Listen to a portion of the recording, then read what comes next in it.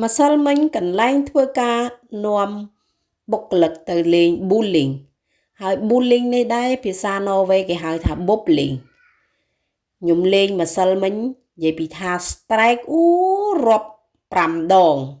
strike ខ្លាំងមែនតើមិនគួរឲ្យជឿថាខ្ញុំអាចធ្វើបានដល់ទៅ5 ដង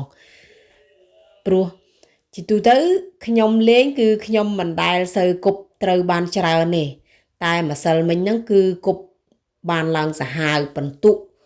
179បន្ទុកចិត្ត200បន្ទុកខ្លាំងដែរហ្នឹងណាព្រោះរាល់ដងបានតែ100អីហ្នឹងអូសប្បាយចិត្តចង់អីហើយដល់តែពេលបានដល់ទៅ179ចង់ហោះមិននឹកស្មានថាខ្លួនឯងធ្វើបានខ្លាំងប៉ុណ្ណឹងណាព្រោះដៃយើងគប់មិនសូវត្រង់ទេដល់តែពេលម្សិលមិញគប់ត្រង់ដូចជាវារៀងប្លែកមកមើលហើយទោះមិនបាន strike ក៏ម្ដងចិត្តអស់ដែរហើយគ្រាន់តែប្រហែលក្រែមណាលេងមិនទាន់បានពាក់កដាលហ្គេមគេនឹងផងខ្ញុំបានបន្ទុកឡើងមកកណោហើយឥឡូវមកមើល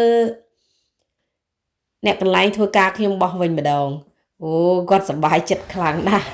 ទោះបីជាគប់មិនត្រូវក៏សប្បាយចិត្តដែរដោយសារពេលយើងលេងជាមួយគ្នាហ្នឹងគឺផ្ដល់ភាពកក់ក្ដៅឲ្យគ្នាដើម្បី get to know each other more គឺថាយើងដើម្បី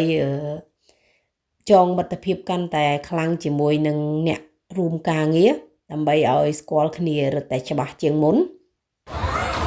ហើយអ្នកលេងគឺសប្បាយខ្លាំងមែនតើគាត់ថាពិតជាសប្បាយហើយគាត់នេះវិញក៏មិនធម្មតាដែរហ៊ូ